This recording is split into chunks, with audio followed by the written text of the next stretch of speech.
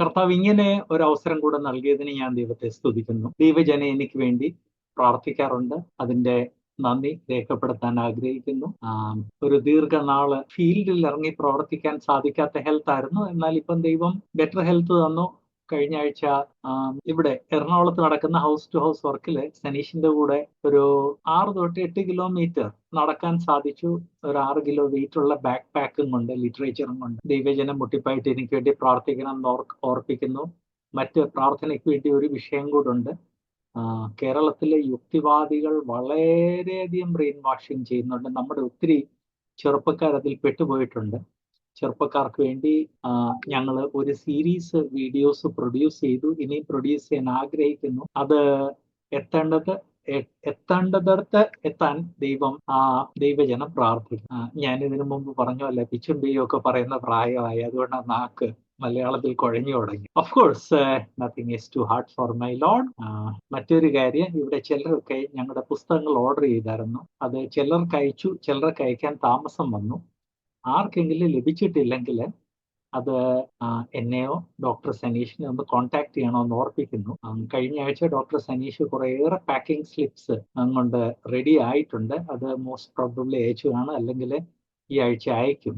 എന്നാലും ഒന്ന് കോൺടാക്ട് ചെയ്യണമെന്ന് അഭ്യർത്ഥിക്കുന്നു. നമ്മൾ ദൈവവചനം പഠിക്കുമ്പോൾ പഠിക്കുന്ന എല്ലാ ഭാഗങ്ങളും നമ്മളെ പ്രായോഗിക ജീവിതത്തിൽ ചെയ്യേണ്ട അല്ലെങ്കിൽ വരേണ്ട മാറ്റങ്ങൾ വരുത്തുവാൻ, നമ്മൾ അഡോപ്റ്റ് ചെയ്യേണ്ട കാര്യങ്ങൾ സ്വീകരിക്കുവാനും അത് കാരണമായി തീരണം. ഗലാത്യ ലേഖനം നമ്മൾ പഠിക്കുന്നതിലെ ഒത്തിരിയും പ്രായോഗിക കാര്യങ്ങൾ ഞാൻ പറഞ്ഞുപോയി. ഇന്ന് 2-ാം അധ്യായത്തിന്റെ 6-ാമത്തെ സെക്ഷൻ ഓപ്പൺ ചെയ്യുന്നതിന് മുൻപ് ഞാൻ ഒരു കാര്യം പ്രത്യേകം ഓർപ്പിക്കാൻ ആഗ്രഹിക്കുന്നു. നമ്മൾ കഴിഞ്ഞ ആഴ്ച 2-ാം അധ്യായത്തിന്റെ 5-ാമത്തെ സെക്ഷൻ സ്റ്റഡി ചെയ്തു.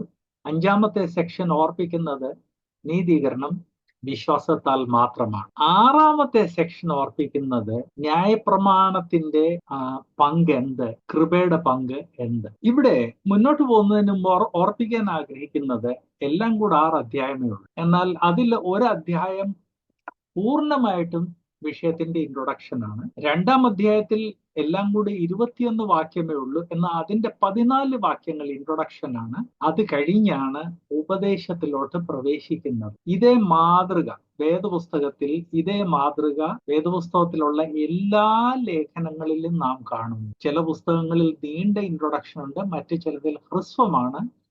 എല്ലാ പുസ്തകത്തിലും ഇൻട്രൊഡക്ഷൻ ഉണ്ട്. ഈവൻ 25 വാക്യം മാത്രമുള്ള യൂദായുടെ ലേഖനത്തിൽ ഇൻട്രൊഡക്ഷൻ ഉണ്ട്. ഇൻട്രൊഡക്ഷന് വിഷയം കൺക്ലൂഷൻ. ഉപദേശം പങ്കുവെക്കുവാൻ വേണ്ടി ദൈവവചനം സ്വീകരിച്ചിരിക്കുന്നതും ദൈവവചനം കാണിച്ചു തന്നിരിക്കുന്ന മാതൃക, ഉപദേശ സംബന്ധമായ ഏത് വിഷയം പഠിപ്പിച്ചാലും അല്ലെങ്കിൽ ഏത് വിഷയത്തിൽ ആശയവിനിമയം നടത്തിയാലും ആദ്യമേ കേൾക്കുന്ന ആളുകളുടെ സ്റ്റാൻഡേർഡിനനുസരിച്ച്, അവരുടെ അറിവിനനുസരിച്ച് അല്ലെങ്കിൽ അവരുടെ അറിവില്ലായ്മയ്ക്ക് അനുസരിച്ച് പ്രോപ്പർ ഒരു ഇൻട്രൊഡക്ഷൻ കൊടുത്തിരിക്കണം. അതാണ് ദൈവവചനത്തിന്റെ മാതൃക. ഇത് നമ്മുടെ ജീവിതത്തിൽ എങ്ങനെ ആപ്ലിക്കബിൾ ആകും എന്നുള്ളത് ഞാനൊന്ന് ഓർപ്പിക്കട്ടെ. നമ്മൾ എല്ലാവരും സുവിശേഷ തൽപരരാണ്. അവിശ്വാസികളോട് സുവിശേഷം പറയാൻ ആഗ്രഹിക്കും. എന്നാൽ നമ്മുടെ മുൻപിൽ ഈ സുവിശേഷം കേൾക്കുവാനിരിക്കുന്ന വ്യക്തിയുടെ പശ്ചാത്തലം നോക്കി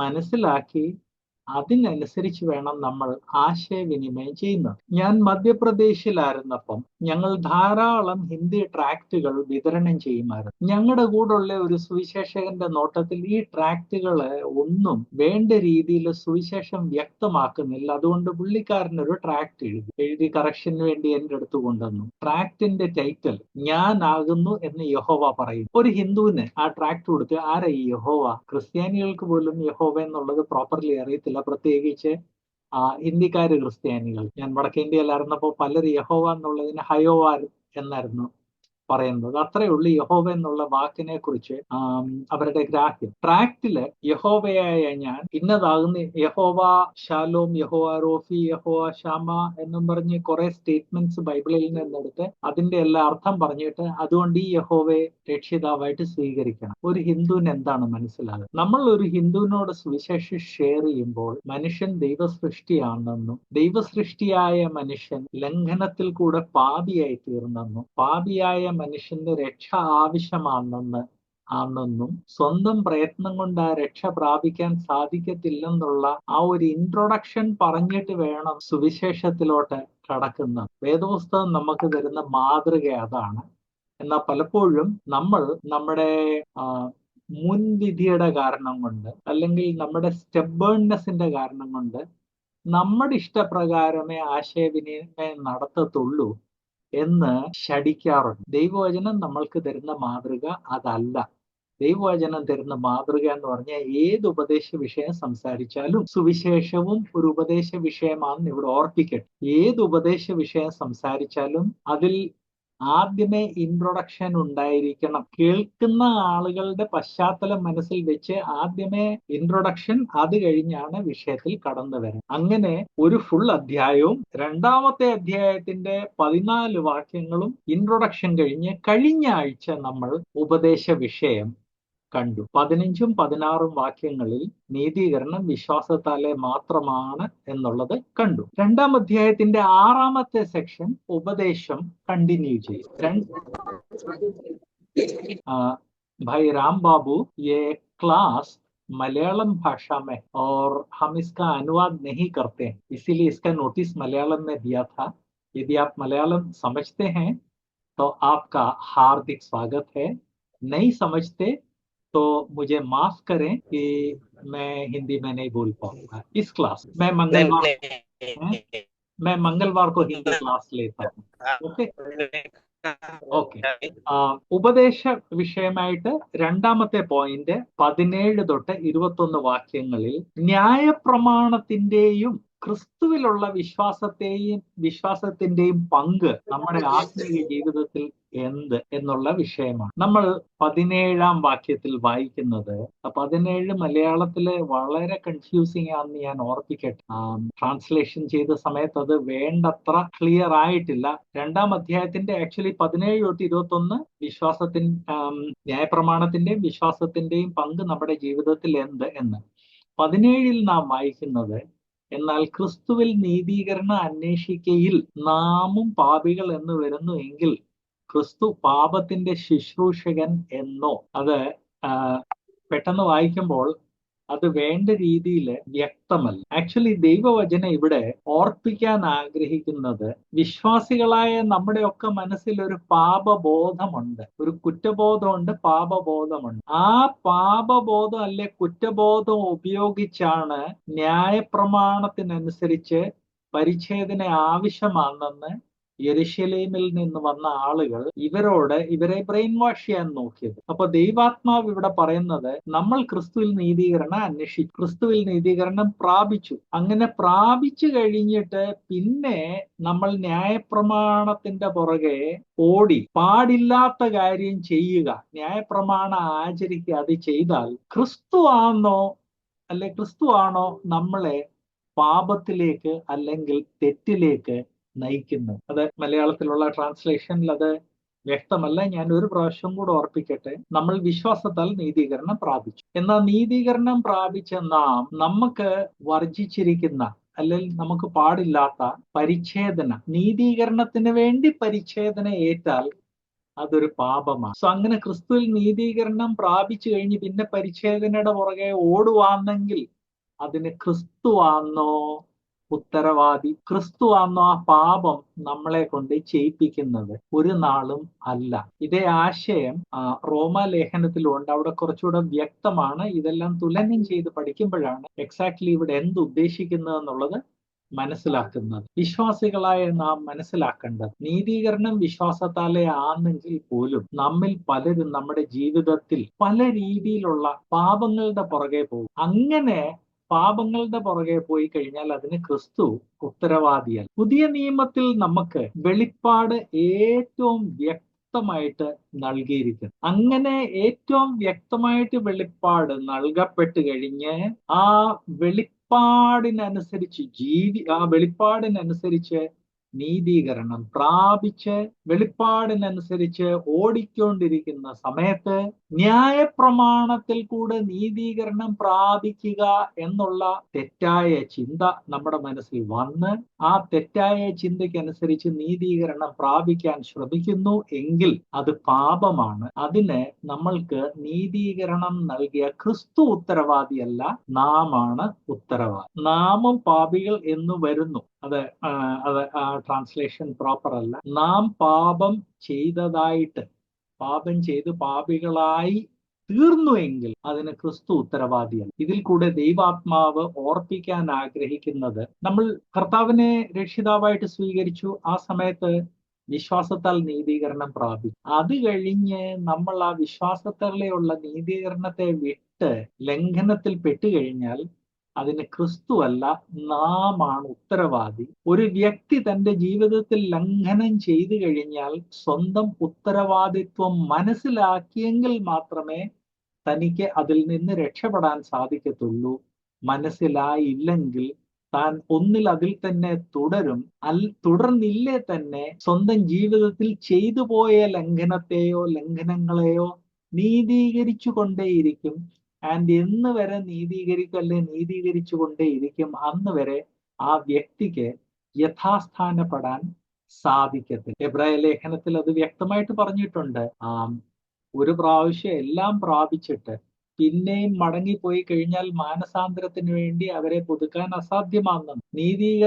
തെറ്റ് ചെയ്തു, ഓക്കെ, എല്ലാവരും തെറ്റിൽപ്പെടുന്നു. എന്നാൽ അതിനെ നീതീകരിച്ച് നടക്കുന്ന ആളുകൾ, അവർ പിന്നെ മാനസാന്തരപ്പെടുന്ന കാര്യം വളരെ വിഷമമാണ്, അസാധ്യമാണ്. ദൈവജനം ഓർപ്പിച്ചു. സോ നമ്മുടെ ജീവിതത്തിൽ വരുന്ന ലംഘനങ്ങളുടെ ഉത്തരവാദി നമ്മളാണ്, ക്രിസ്തു അല്ല. ഗലാത്യ വിശ്വാസികളെ തെറ്റിലേക്ക് നയിച്ചത് ക്രിസ്ത്യാനികളാണെങ്കിലും ക്രിസ്തു അല്ല. അവർ അത് വ്യക്തമായിട്ട് മനസ്സിലാക്കേണ്ടതാണ്. ചില സമയത്ത് ചില പർട്ടിക്കുലർ വിഷയം വരുമ്പോൾ ക്രിസ്തുവും ക്രിസ്ത്യാനികളും തമ്മിൽ ഒരു ഡിസ്റ്റിങ്വിഷ് ചെയ്യാൻ വലിയ വിഷമമാകാറുണ്ട്. പലപ്പോഴും ഇന്നത് തെറ്റാണ് സഹോദരി എന്ന് പറയുമ്പം അവർ പെട്ടെന്ന് ചോദിക്കുന്ന, എന്നാൽ അയ്യോ അതെങ്ങനാ സാധിക്കുന്നത്, ഇന്നയാളാണല്ലോ ഞങ്ങളെ പഠിപ്പിച്ചത്. അവർ എന്താണ് ഈ ഉദ്ദേശിക്കുന്നത്? ഇന്നയാള് ക്രിസ്തുവിന്റെ ദാസനാണ്, ക്രിസ്തുവിന്റെ ദാസനായതുകൊണ്ട് ഇന്നയാൾ പഠിപ്പിച്ചത് തീർച്ചയായിട്ടും ശരിയായിരിക്കണം. കാരണം താൻ ക്രിസ്തുവിന്റെ ഗൈഡൻസിൽ കൂടെയാണല്ലോ പഠിപ്പിക്കുന്നത്. അപ്പൊ അതുകൊണ്ട് ഈ ടീച്ചിങ് ഇന്നയാളിൽ കൂടെ ക്രിസ്തു ആണല്ലോ ഞങ്ങൾക്ക് നൽകിയത്, അതുകൊണ്ട് അതെങ്ങനാണ് തെറ്റാകുന്നതെന്ന് അവർ ചോദിക്കുന്നതിന്റെ അർത്ഥം. ഗലാത്യ വിശ്വാസികളോട് ദൈവാത്മാവ് പറയുന്നത്, നിങ്ങളോട് ഈ പരിച്ഛേദന ഏൽക്കണമെന്ന് പറഞ്ഞവർ അവർ ക്രിസ്ത്യാനികളാണ്, യഹൂദന്മാരാണ്, യെരുശലേമിൽ നിന്ന് വന്നതുകൊണ്ട് അവർക്ക് വളരെയധികം ആധികാരികത നിങ്ങൾ സങ്കല്പിക്കുന്നുണ്ട്, ആരോപിക്കുന്നുണ്ട്. എന്നാൽ അവരിൽ കൂടെ പറഞ്ഞത് ക്രിസ്തു അല്ല. അവരുടെ മാനുഷ ഉപദേശം, അവരുടെ പ്രാകൃത ചിന്താഗതിയാണ് ഈ ഉപദേശത്തിന് കാരണം, ക്രിസ്തു അല്ല എന്നാണ് ഈ വാക്യം നമ്മളെ ഓർപ്പിക്കുന്നത്. ഇത് വേദപുസ്തകത്തിൽ പല രീതിയിൽ മറ്റു പല സ്ഥലത്ത് പറഞ്ഞിട്ടുണ്ട്. റോമലേഖന 6-ാം അധ്യായത്തിന്റെ 1-2 വാക്യങ്ങളിൽ, റോമർ 6-ന്റെ 1-2 വാക്യങ്ങളിൽ നാം വായിക്കുന്നത്, ആകയാൽ നാം എന്തു പറയേണ്ടു, കൃപ പെരുകേണ്ടതിന് പാപം ചെയ്തുകൊണ്ടിരിക്ക എന്നോ ഒരു നാളും അരുത്. പാപസംബന്ധമായി മരിച്ചവരായ നാം ഇനി അതിൽ ജീവിക്കുന്നത് എങ്ങനെ? ഒരാൾ വിശ്വാസത്താൽ നീതീകരിച്ചതോടെ താൻ പാപസംബന്ധമായ കാര്യങ്ങൾക്ക് വേണ്ടി മരിച്ചു. പിന്നെ അത് തിരിച്ചെടുക്കുന്നത് ശരിയോ? ഒരു നാളും അല്ല എന്നാണ് ദൈവവചനം ഇവിടെ ഓർപ്പിക്കുന്നത്. അതുപോലെ തന്നെ വിശ്വാസത്താൽ നീതീകരിച്ചവർക്ക് വിശ്വാസത്താലെയുള്ള നീതീകരണത്തെ മറന്ന് അവർക്ക് ഇഷ്ടമുള്ള രീതിയിൽ പെരുമാറാം എന്ന് ഉള്ള ചിന്താഗതിയും തെറ്റാണ്. ഇതിനൊക്കെ വളരെ പ്രാക്ടിക്കൽ ഇംപ്ലിക്കേഷൻസ് ഉണ്ട് എന്ന് ഞാൻ ഓർപ്പിക്കട്ടെ. ഈ ദൈവവചനം എന്തു പറയുന്നു എന്ന് ചിന്തിക്കുന്നതിന് പകരം ഇന്നയാളാണ് പഠിപ്പിച്ചത് എന്ന് പറയുന്നത് ഇതിന്റെ ഒരു വകഭേദമാണ്. ഇന്നയാൾ ദൈവദാസൻ, അതുകൊണ്ട് ഇന്നയാള് പറഞ്ഞത് ദൈവവചനമാണ്. ഇന്നയാള് പറഞ്ഞ ദൈവവചനം ആയതുകൊണ്ട് ഇന്നയാളിൽ കൂടെ ക്രിസ്തു ആണ് സംസാരിച്ചത്. അതുകൊണ്ട് ഇന്നയാൾ പഠിപ്പിച്ചത് ഞങ്ങളെ പാപത്തിലേക്ക് നയിക്കുവാണെങ്കിൽ ക്രിസ്തു ആണ് ഞങ്ങളെ പാപത്തിലേക്ക് നയിച്ചത്.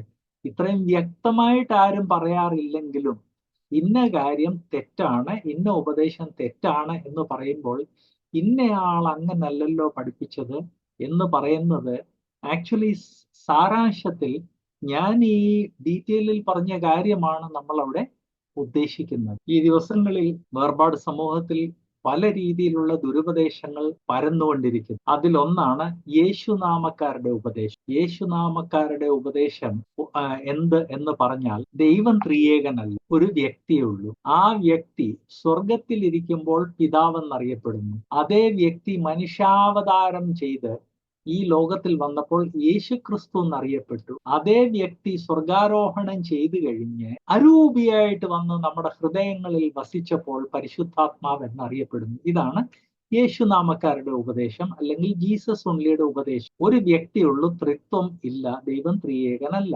ഈ ഉപദേശം കേരളത്തിൽ വേർപാടുകാരുടെ ഇടയ്ക്ക് വളരെയധികം വ്യാപിച്ചുകൊണ്ടിരിക്കുകയാണ്. അത് തെറ്റ് എന്ന് പറയുമ്പോൾ ആദ്യമേ ആളുകൾ ചോദിക്കുന്ന, അപ്പൊ ശരി എന്ത് ബ്രദറെ എന്നല്ല ചോദിക്കുന്നത്, ഇന്നയാളാണ് പഠിപ്പിച്ചത്. ആർഗ്യുമെന്റ് നിങ്ങളൊന്ന് ശ്രദ്ധിക്കണം. ഇന്നയാളാ പഠിപ്പിച്ചത്, താൻ ഒരു ദൈവദാസനാണ്, അതുകൊണ്ട് താൻ സംസാരിച്ചത് ദൈവവചനമാണ്. തനിക്ക് ദൈവവചനം ദൈവമാകും. തനിക്ക് ദൈവം ദൈവവചനം കൊടുത്തപ്പോൾ തന്നിൽ കൂടെ ക്രിസ്തുവാണ് സംസാരിക്കുന്നത്. അതുകൊണ്ട് താൻ ഈ പഠിപ്പിച്ചത് ക്രിസ്തുവാണ് ഞങ്ങളെ പഠിപ്പിച്ചത്. ഞാൻ പറഞ്ഞതുപോലെ ഇത്രയും ഡീറ്റെയിൽ ആയിട്ട് പറയത്തില്ലെങ്കിൽ അതിന്റെ പുറകെയുള്ള സൂചന ഇതാണ്. ദൈവവചനം ഓർപ്പിക്കുന്നത് ക്രിസ്തു പാപത്തിന്റെ ദാസനല്ല, ക്രിസ്തു പാപം ചെയ്യുവാൻ വേണ്ടി നമുക്ക് ലൈസൻസ് തരുന്നില്ല. ഇത് മാനുഷ്യ ടീച്ചിങ് ആണ്. ഗലാത്യയിലും ഇതേ കാര്യമാണ് ദൈവാത്മാവ് അവരെ ഓർപ്പിക്കുന്നത്. നിങ്ങൾ നീതീകരണം പ്രാപിച്ചു കഴിഞ്ഞ് മടങ്ങി പാപത്തിലേക്ക് പോയി, ക്രിസ്തു അതിന് ഉത്തരവാദിയല്ല. യെരുശലേമിൽ നിന്ന് വന്ന ദൈവദാസന്മാര് പഠിപ്പിച്ചു എന്ന് പറഞ്ഞ് ക്രിസ്തുവിനെ അതിന്റെ ഉത്തരവാദിയാക്കരുത്. നിങ്ങളുടെ പാപ സ്വഭാവം, പാപത്തിലേക്കുള്ള ചായ്വ്, അറിവില്ലായ്മയിലേക്കുള്ള ചായ്വ്, ദൈവാത്മാവ് നിങ്ങൾക്ക് തന്നതിനെ ത്യജിച്ച് നിങ്ങളുടെ ഇഷ്ടപ്രകാരം ടീച്ചേഴ്സിനെ കളക്ട് ചെയ്യുന്ന ഇതൊക്കെയാണ് ഇതിന്റെ കാരണം എന്നാണ് ദൈവാത്മാവ് ഇവിടെ ഓർപ്പിക്കുന്നത്. റോമാലേഖനം 3-ാം അധ്യായത്തിന്റെ 8-ാം വാക്യം ഇതേ ആശയത്തിന്റെ മറ്റൊരു വശം വ്യക്തമാക്കുന്നു. റോമർ 3:8. റോമർ 3:8 നാം വായിക്കുന്നത്, നല്ലത് വരേണ്ടതിന് തീയത് ചെയ്യുക എന്ന് പറയരുതോ, ഞങ്ങൾ അങ്ങനെ പറയുന്നു എന്ന് ചിലർ ഞങ്ങളെ ദുഷിച്ചു പറയുന്നുവല്ലോ, ഇവർക്ക് വരുന്ന ശിക്ഷാവിധി നീതിയുള്ളത് തന്നെ. ആക്ച്വലി പുതിയ നിയമസഭ അപ്പോസ്തല പ്രവൃത്തി വായിക്കുമ്പോൾ വ്യക്തമാകുന്നത് ആ ഒരു പുതിയ യുഗം വന്നു. എല്ലാം പഴയ നിയമത്തിലുണ്ടായിരുന്ന എല്ലാ സിസ്റ്റമും മാറ്റപ്പെടാത്തത് ഒരു കാര്യം മാത്രമേ ഉള്ളൂ, ദൈവത്തിന്റെ ധാർമ്മിക നിയമം. അതിനൊരു മാറ്റവും വന്നില്ല. പഴയ നിയമത്തിലും അതേ ധാർമ്മിക നിയമങ്ങളായിരുന്നു, പുതിയ നിയമത്തിലും അതേ ധാർമ്മിക നിയമങ്ങൾ. രക്ഷാമാർഗം മാറിയില്ല. പഴയ നിയമത്തിലും വിശ്വാസത്തിൽ കൂടെയായിരുന്നു നീതീകരണം, പുതിയ നിയമത്തിലും വിശ്വാസത്തിൽ കൂടെയാണ് നീതി. ഈ രണ്ട് കാര്യങ്ങളല്ലാതെ എല്ലാം മാറ്റപ്പെട്ടു. പഴയ നിയമത്തിൽ പാപം ചെയ്യുന്നവനെ കല്ലെറിഞ്ഞു കൊല്ലുമായിരുന്നു, പുതിയ നിയമത്തിൽ അത് മാറ്റപ്പെട്ടു. പഴയ നിയമത്തിൽ ദൈവവചനം കോപ്പി ചെയ്ത് അടുത്ത തലമുറയ്ക്ക് അല്ലെ തലമുറകൾക്ക് വിതരണം ചെയ്യുന്നത്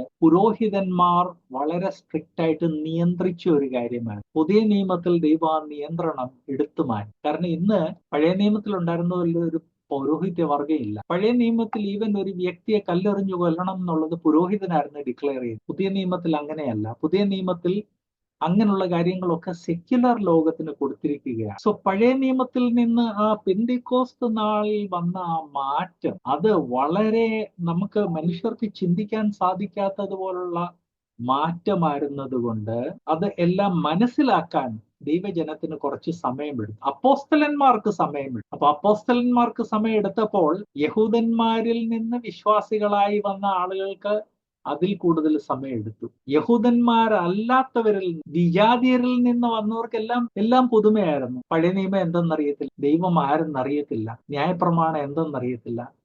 അപ്പൊ അപ്പോസ്തല പ്രവൃത്തി വായിക്കുമ്പോൾ മനസ്സിലാകുന്നത് ആ പെന്തിക്കോസ്ത് നാള് തൊട്ട് അടുത്ത ഒരു 10-15 വർഷം വിഷയങ്ങൾ വ്യക്തമായിട്ട് മനസ്സിലാക്കുവാൻ വേണ്ടി എന്തോ ഒരു സ്ട്രഗിൾ വന്നു. തിരുവെഴുത്തിലെ പുസ്തകങ്ങൾ പ്രത്യേകിച്ച് ഉപദേശങ്ങളുള്ള പുസ്തകങ്ങൾ ഓരോന്നായിട്ട് എഴുതപ്പെട്ടു, കോപ്പി ചെയ്ത് ഡിസ്ട്രിബ്യൂട്ട് ചെയ്യപ്പെട്ടു. അങ്ങനെ ഒരു 10-15 വർഷങ്ങൾ ഈ വിഷയങ്ങളെ കുറിച്ച് മനസ്സിലാക്കാൻ വേണ്ടി വലിയൊരു സ്ട്രഗിൾ ഉണ്ടായിരുന്നു. അങ്ങനെ വന്നു കഴിഞ്ഞപ്പോൾ പല രീതിയിലുള്ള കൺഫ്യൂഷൻസും പല രീതിയിലുള്ള അവകാശവാദങ്ങൾ ആളുകളുടെ ഇടയ്ക്ക് തലപൊക്കും. അതിനെക്കുറിച്ചാണ് നമ്മൾ ഇപ്പൊ ഇവിടെ വായിച്ചത്. നല്ലത് വരേണ്ടതിന് തീയത് ചെയ്യുക എന്ന് പറയരുതോ, ഞങ്ങൾ അങ്ങനെ പറയുന്നെന്ന് ചിലർ ഞങ്ങളെ ദുഷിച്ചു പറയുന്നതല്ല. ഈ അപ്പോസ്തലന്മാര് പഠിപ്പിക്കുന്നതിന്റെ കൂടെ അവര് എഴുതുന്നുണ്ടായിരുന്നു. എല്ലാ അപ്പോസ്തലന്മാരും ദൈവശ്വാസ്യമായ ലേഖനങ്ങൾ എഴുതിയില്ലെന്ന് ഞാൻ ഓർപ്പിക്കട്ടെ. എന്നാൽ എല്ലാ അപ്പോസ്തലന്മാരും അവരവരെ ദൈവം വിളിച്ച ആ സ്ഥലത്തുള്ള ആളുകൾക്ക് റൈറ്റിംഗിൽ അവരെ പഠിപ്പിച്ചു എന്ന് മനസ്സിലാക്കാൻ പുതിയ നിയമത്തിൽ ധാരാളം കാരണങ്ങളുണ്ട്, സൂചനകളുണ്ട്. ഈവൻ ആ റൈറ്റിംഗ്സ് ഇന്ന് പ്രസിൽ അച്ചടിച്ച് 10,000-കണക്കിന് കോപ്പി ഡിസ്ട്രിബ്യൂട്ട് ചെയ്യുന്നത് പോലല്ല, വളരെ സ്ലോ ആയിട്ടാണ് അത് കോപ്പി ചെയ്ത് വന്നത്. ആൻഡ് ഇത് ആവശ്യമാണെന്ന് ദൈവജനത്തിന് മനസ്സിലായി.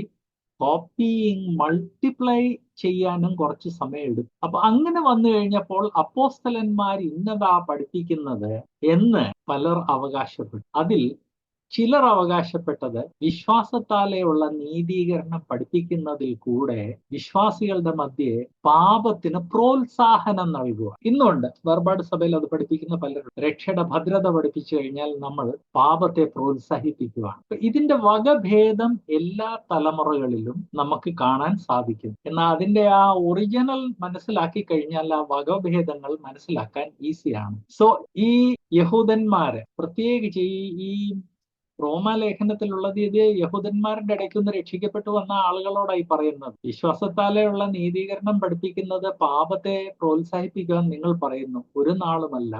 നിങ്ങൾക്ക് വിഷയം വേണ്ട രീതിയിൽ വ്യക്തമായിട്ട് മനസ്സിലാകാത്തത് കൊണ്ടാണ് നിങ്ങൾ അങ്ങനെ പറയുന്നത്. ഗലാത്യയിൽ നടന്നതും ഈ റോമാലേഖനത്തില് വിശ്വാസികളോട് പറയുന്നത് ഇതെല്ലാം ഒന്നിന്റെ വകഭേദമാണ്. അപ്പൊ ഒരു ചോദ്യം വരുന്നു, ഓക്കെ ബ്രദറെ, അവിടെ നടന്നു, നാമുമായിട്ട് എന്ത് ബന്ധം? കാരണം ബ്രദർ തന്നെയല്ലേ പറഞ്ഞത് ഈ വേദോസ്തം പഠിക്കുമ്പം പ്രായോഗിക ജീവിതമായിട്ട് ആപ്ലിക്കേഷൻ ബന്ധമുണ്ട്. യെസ്, അത് ഞാനൊന്ന് ഇല്ലുസ്ട്രേറ്റ് ചെയ്യും. ഇന്ന് വിശ്വാസികളുടെ ജീവിതത്തിൽ വളരെ ശിഥിലത കാണുന്നു, ലൂസ്നെസ് കാണുന്നു. വേണ്ട സമർപ്പണം, നമ്മൾ പ്രതീക്ഷിക്കുന്ന സമർപ്പണം പലപ്പോഴും വിശ്വാസികളുടെ ജീവിതത്തിൽ കാണുന്നില്ല. പലയിടത്ത് പല വിശ്വാസികൾ ലോക മനുഷ്യരെ അനുകരിച്ച് ജീവിക്കും. മറ്റു ചില വിശ്വാസികൾ ലോക മനുഷ്യര് പോലും ചെയ്യാത്ത രീതിയിലുള്ള പാപങ്ങളിൽ ജീവിക്കും. അങ്ങനെ വരുമ്പോൾ വേർപാട് വിശ്വാസികളുടെ മധ്യേ തന്നെ ഇപ്പോൾ ചില പുതിയ ഉപദേശങ്ങൾ ആശയങ്ങൾ കൊണ്ടുവന്ന് തുടങ്ങിയിട്ടുണ്ട്. അതിലൊന്ന്, കർത്താവായ യേശുക്രിസ്തുവിനെ രക്ഷിതാവായിട്ട് സ്വീകരിക്കുകയും അങ്ങനെ സ്വീകരിച്ചു കഴിഞ്ഞ് അനുസരണം നിറഞ്ഞൊരു ജീവിതം നയിക്കുകയും ചെയ്തു കഴിഞ്ഞാൽ നമ്മുടെ ജീവിതത്തിന്റെ അന്ത്യമാകുമ്പോൾ നമുക്ക് രക്ഷ പ്രാപിച്ചേക്കും. ഞാൻ ഒരു പ്രാവശ്യം കൂടെ ഓർപ്പിക്കട്ടെ. കർത്താവായ യേശുക്രിസ്തുവിനെ രക്ഷിതാവായിട്ട് സ്വീകരിക്കുകയും അനുസരണവും ഭയവും ഭക്തിയുള്ള ജീവിതം നയിക്കുകയും ചെയ്താൽ നമ്മുടെ ജീവിതാന്ത്യത്തിൽ ചിലപ്പോൾ നമുക്ക് രക്ഷ ലഭിച്ചേക്കും എന്ന് പഠിപ്പിക്കുന്ന പല ആളുകൾ ഇപ്പം നമ്മുടെ ഇടയ്ക്ക് തലപൊക്കുന്നുണ്ട്. അങ്ങനെയുള്ള ചിലരോടൊക്കെ ഞാൻ സംസാരിച്ചിട്ട് വാദപ്രതിവാദമല്ല, എന്തുകൊണ്ട് അവർ അങ്ങനെ പഠിപ്പിക്കുന്നതെന്ന് അറിയുവാൻ വേണ്ടി. അവരെല്ലാം പറഞ്ഞത്, ബ്രദറെ, ഈ വിശ്വാസത്താലുള്ള നീതീകരണവും രക്ഷയുടെ ഭദ്രതയും നമ്മൾ പഠിപ്പിക്കുന്നതിന്റെ കാരണം കൊണ്ട് ആളുകൾ വളരെ ലൂസായിട്ട് കുത്തഴിഞ്ഞ പുസ്തകം പോലെ ജീവിക്കുന്നു. മറ്റു ചിലർ പഠിപ്പിക്കുന്നത്, ക്രിസ്തുവിൽ വിശ്വസിക്കാച്ചാൽ നിങ്ങൾ രക്ഷിക്കപ്പെടുന്ന ആളുകളോട് പറയുന്നത് അതാണ് ഇവരുടെ ജീവിതത്തിൽ ഇങ്ങനെയുള്ള ഒരു കുത്തഴിഞ്ഞ ജീവിതത്തിനെ പ്രോത്സാഹിപ്പിക്കുന്നത്.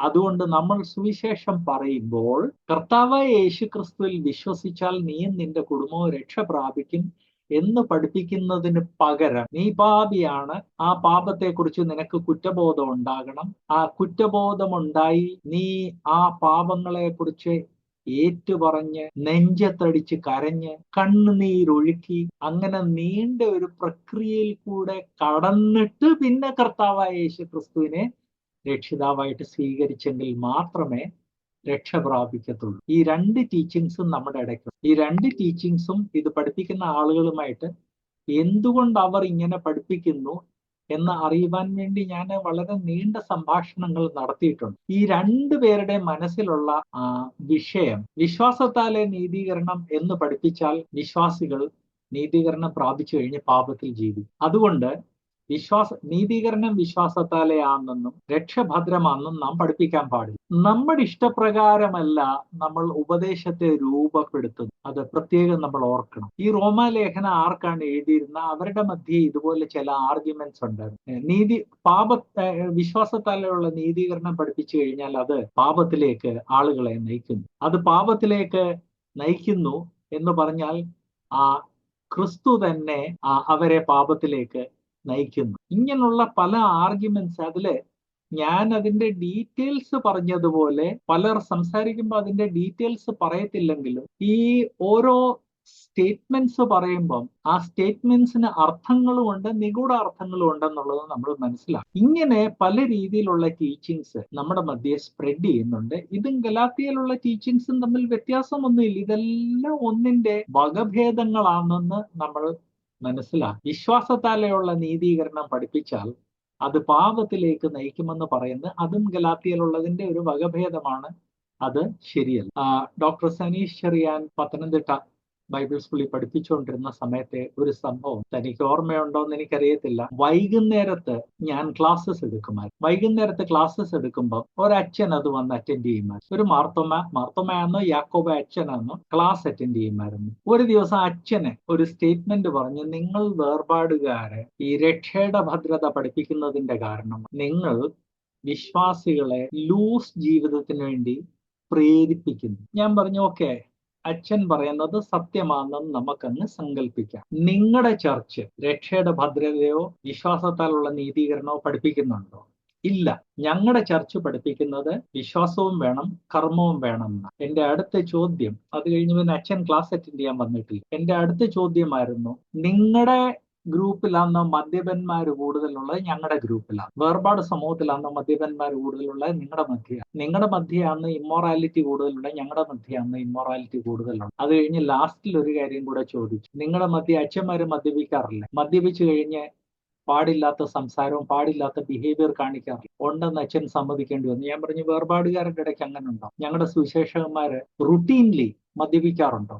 മദ്യപിച്ചു കഴിഞ്ഞുള്ള രീതിയിലുള്ള വർത്താനം, അത് കഴിഞ്ഞുള്ള ബിഹേവിയർ കാണിക്കാറുണ്ട്? അച്ഛൻ സമ്മതിക്കേണ്ടി വന്നു. അവരുടെ മധ്യയാണ് ഇതൊക്കെ അധികം. അപ്പൊ ഞാൻ പറഞ്ഞു, നിങ്ങൾ പറയുന്നത് ഞങ്ങൾ രക്ഷയുടെ ഭദ്രത പഠിപ്പിക്കുന്നതുകൊണ്ട് ഞങ്ങളുടെ ഇടയ്ക്ക് പാപം കൂടുതലാണ്. നിങ്ങൾ അതൊന്നും പഠിപ്പിക്കുന്നില്ല. രക്ഷഭദ്ര അല്ലെന്നാ നിങ്ങൾ പഠിപ്പിക്കുന്നത്, കർമ്മമാ പഠിപ്പിക്കുന്നത്. നിങ്ങളുടെ മധ്യയാണല്ലോ പാപം ഞങ്ങളെക്കാൾ അധികം. നിങ്ങളുടെ ഇടയ്ക്കാണല്ലോ ഞങ്ങളെക്കാൾ കൂടുതൽ മദ്യപാനം. അച്ഛന്മാരും മദ്യപിക്കാറുണ്ടല്ലോ, ഇമ്മോറാലിറ്റി വളരെയധികം ഉണ്ടല്ലോ. അത് ശരിയെന്ന് അച്ഛൻ സമ്മതിക്കേണ്ടി വന്നു. പിന്നെ അച്ഛൻ അങ്ങനെ ക്ലാസ് അറ്റൻഡ് ചെയ്ത്. ബ്രദേഴ്സ്, ഇങ്ങനെയുള്ള വാദം കൊണ്ട് അച്ഛന്മാരല്ല നമ്മുടെ ആളുകൾ വന്നാൽ തന്നെ നമ്മൾ തിരിച്ച് ലക്ഷ്യോന്മുഖിയായ ചോദ്യങ്ങൾ ചോദിക്കാൻ പഠിക്കണം. ലക്ഷ്യോന്മുഖിയായ ചോദ്യം എന്ന് പറഞ്ഞാൽ എന്താണ്? ഈ പറയുന്നത്, ഈ അവകാശവാദം ശരിയോ തെറ്റോ എന്ന് വ്യക്തമാകുന്ന രീതിയിൽ, അല്ലെ വ്യക്തമാക്കുന്ന രീതിയിൽ ചോദ്യം ചോദിക്കാൻ നമ്മൾ പഠിക്കണം. അങ്ങനെ ചോദിച്ചെങ്കിൽ മാത്രമേ ഈ തലമുറയിൽ നമ്മളെ ബ്രെയിൻ വാഷ് ചെയ്യുവാൻ വേണ്ടി തലപൊക്കുന്ന ആശയങ്ങളെ എതിർക്കാൻ സാധിക്കും. ഇപ്പൊ അങ്ങനെയുള്ള ചോദ്യങ്ങൾ ചോദിച്ചെങ്കിൽ മാത്രമേ നമ്മുടെ കുട്ടികളെ അവർ ചോദിക്കുന്ന ചോദ്യങ്ങൾക്ക് തക്കതായ മറുപടി പറഞ്ഞ് കുട്ടികൾക്ക് കംഫർട്ട് കൊടുക്കാൻ സാധിക്കത്തുള്ളൂ. ഇപ്പൊ ഒരു കുട്ടി വന്ന് നമ്മൾ ഇന്നത് എന്തുകൊണ്ട് ചെയ്യുന്നില്ല? ഇപ്പൊ ഏറ്റവും കൂടുതൽ ഉള്ള ഒരു ചോദ്യം, വേർപാടുകാർ എന്തുകൊണ്ടാണ് ആഭരണ വർജനം പാലിക്കുന്നത്? അപ്പൊ ആഭരണ വർജനം പാലിക്കുന്നത് എന്തുകൊണ്ടാണെന്നുള്ളത് എന്താ, പഴയ നിയമത്തിലെ വിഗ്രഹാരാധനയുടെ കാര്യം, അവരവരുടെ വിഗ്രഹങ്ങളെല്ലാം മാറ്റി എന്നുള്ള കാര്യം. ആ കുട്ടി പൊട്ടനല്ലെന്ന് നമ്മൾ മനസ്സിലാക്കും. ആ കുട്ടി വേദോത്സവത്തിലെ മറ്റു കാര്യങ്ങളും വായിക്കുന്നുണ്ട്. ഈ സംഭവം കഴിഞ്ഞ് വേദോത്സവത്തിലെ മറ്റു പല കാര്യങ്ങൾ അവിടെ സ്വർണം ഉപയോഗിച്ചതായിട്ടും ഒത്തിരി നമ്മൾ കാര്യങ്ങൾ കാണുന്നുണ്ട്. അപ്പൊ അത് അങ്ങനായിരുന്നു ഇങ്ങനായിരുന്നു എന്ന് പറയുന്നതിന് പകരം നമ്മൾ ആദ്യമേ ആ കുട്ടിയോട് പറയേണ്ട ഒരു കാര്യമാണ്, നമ്മുടെ പൂർവ്വപിതാക്കന്മാർ ഒരു തീരുമാനം എടുത്തു, ആ തീരുമാനത്തിൽ കൂടെ ആഭരണ വർജനം ചെയ്തു. ഇനി മക്കളെ, ആ തീരുമാനം, അവർ ചെയ്ത ആ തീരുമാനത്തെ മാറ്റണം എന്ന് നിനക്ക് തോന്നുവാണെങ്കിൽ അതിന്റെ കാരണം എന്ത്? നമ്മൾ വ്യക്തമായിട്ട് ലക്ഷ്യോന്മുഖിയായ ചോദ്യങ്ങൾ നമ്മുടെ മക്കളോട് ചോദിക്കണം. ആഭരണ വർജനം നമ്മൾ തലമുറയായിട്ട് പ്രാക്ടീസ് ചെയ്തു വരുന്നു. അത് എടുത്തു മാറ്റിയാൽ, ആ വർജനം എടുത്തു മാറ്റിയാൽ എന്ത് പ്രയോജനമുണ്ട്? അങ്ങനെ ചോദിക്കൽ. അതിന് പകരം വലിയ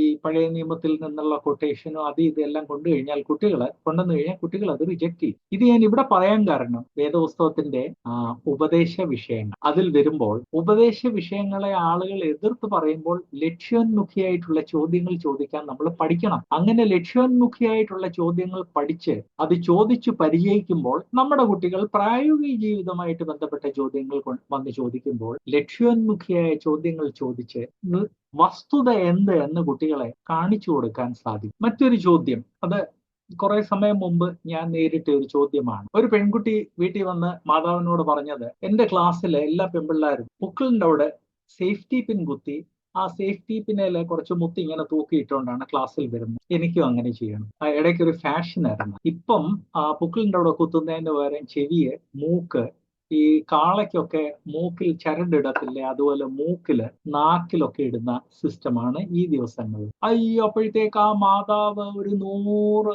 ആർഗ്യുമെന്റ്സ് കൊണ്ടുവന്നു. കുട്ടിക്ക് അതൊന്നും ബോധ്യമായി. ഫൈനലി അത് എന്റെ അടുത്തോട്ട് റെഫർ ചെയ്തു. ഞാൻ ചോദിച്ചു, എന്തുകൊണ്ട് നിനക്കത് ചെയ്യണമെന്ന് തോന്നുന്നു? ഒരു ഉപദേശവും പറഞ്ഞു. നമ്മൾ ലക്ഷ്യോന്മുഖയായ ചോദ്യങ്ങൾ ചോദിക്കാൻ പഠിക്കും. Why do you want to do it? എന്തുകൊണ്ട് മകൾ അത് ചെയ്യാൻ ആഗ്രഹിക്കും? അങ്കിളെ എല്ലാവരും ചെയ്യുന്നതുകൊണ്ട്. എന്റെ രണ്ടാമത്തെ ചോദ്യമായിരുന്നു, എല്ലാവരും ചെയ്യുന്ന എല്ലാ കാര്യങ്ങളും നമ്മൾ ചെയ്യണമെന്ന് ആവശ്യമുണ്ട്? ഇല്ല അങ്കിളെ, എല്ലാവരും ചെയ്യുന്ന എല്ലാ കാര്യവും നമുക്ക് ഉചിതമാണെന്ന് നിനക്ക് തോന്നുന്നുണ്ട്. ഇത് ബെല്ലി ബട്ടൺ ബോട്ടൺ, എല്ലാവരും ചെയ്യുന്ന എല്ലാ കാര്യങ്ങളും നമ്മൾ അതുപോലെ ചെയ്യുന്ന ഉചിതം അല്ല അങ്കിളെ. അപ്പം എല്ലാവരും ചെയ്യുന്ന എല്ലാം ഉചിതമല്ല, എല്ലാവരും ചെയ്യുന്നതെല്ലാം നല്ലതല്ല, ഒരു വിശ്വാസിക്ക് ഉചിതമല്ല. പിന്നെന്തിനാ? നിനക്ക് എന്ത് ലഭിക്കും? അത് കഴിഞ്ഞ് എന്റെ അടുത്ത ചോദ്യമായിരുന്നു, ഇതുകൊണ്ട് നിനക്ക് എന്ത് ലഭിക്കും? അങ്കിളെ, എല്ലാവരും ചെയ്യുന്നു, ഞാൻ ചെയ്തില്ലെങ്കിൽ അവർ ചിരിക്കും. അതാണ് അതിന്റെ മറുപടി, അതിന്റെ ക്ലൂ. എല്ലാവരും ചെയ്യുന്നതിനെ ഞാൻ കോപ്പി ചെയ്തില്ലെങ്കിൽ അവർ ചിരിക്കും, പരിഹസിക്കും. പേരൻസ് ഇങ്ങനെ ലക്ഷ്യോന്മുഖിയായ ചോദ്യങ്ങൾ മക്കളോട് ചോദിക്കാൻ പഠിക്കണം. മക്കളോട് ഇങ്ങനെ ലക്ഷ്യോന്മുഖിയായ ചോദ്യങ്ങൾ ചോദിക്കണമെങ്കിൽ ദുരുപദേശവും ദുരുപദേഷ്ടാക്കന്മാരും നമ്മളെ സമീപിക്കുമ്പോൾ അവരോട് ലക്ഷ്യോന്മുഖിയായ ചോദ്യങ്ങൾ നമ്മൾ ചോദിച്ചു തുടങ്ങും. ചുമ്മാതെ എന്തെങ്കിലും പറഞ്ഞ് വഴക്കുണ്ടാക്കിയത് കൊണ്ടൊന്നും ഒരു കാര്യവുമില്ല.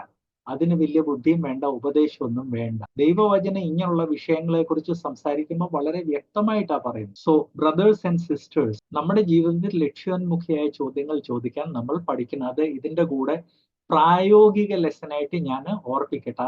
അതുകൊണ്ടാണ് ദൈവാത്മാവ് ഇവിടെ ലക്ഷ്യോന്മുഖിയായിട്ടുള്ള ഒരു ചോദ്യം ഗലാത്യയിലും ചോദിക്കുന്നത്. അതല്ലാതെ നമ്മൾ കണ്ട വാക്യങ്ങളിലെല്ലാം ലക്ഷ്യോന്മുഖിയായ ചോദ്യം ചോദിക്കുന്നത്. ഫൈനലി ആ ലക്ഷ്യോന്മുഖിയായ ചോദ്യങ്ങളെല്ലാം ചോദിച്ചു കഴിഞ്ഞാൽ ഒരു ഫൈനൽ ചോദ്യം ചോദിച്ചു. എല്ലാവരും ചിരിക്കും, അല്ലെ എല്ലാവരും പരിഹസിക്കും എന്ന് ചിന്തിച്ചിട്ട് പോലും എല്ലാവരും ചെയ്തത് ചെയ്യാൻ വിസമ്മതിച്ച ആരെയെങ്കിലും നിനക്ക് ബൈബിളിൽ നിന്ന് അറിയാം? അവള് ഒത്തിരി ചിന്തിച്ചിട്ടും പെട്ടെന്ന് പിടികിട്ടിയില്ല.